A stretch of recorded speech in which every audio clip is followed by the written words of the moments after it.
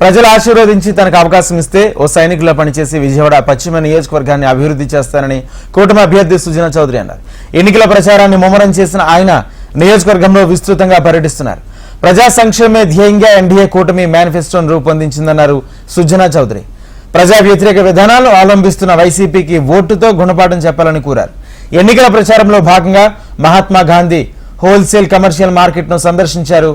మహిళా వ్యాపారస్తులను సమస్యలను అడిగి తెలుసుకున్నారు.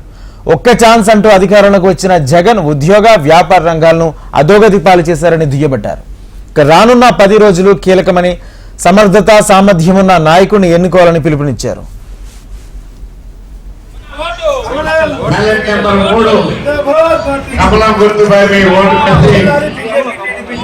రేపు వారు గెలిచి మంత్రి అవుతారు. అటు కేంద్రం నుంచి నిధులు తీసుకురాగలిగిన శక్తి సామర్థ్యం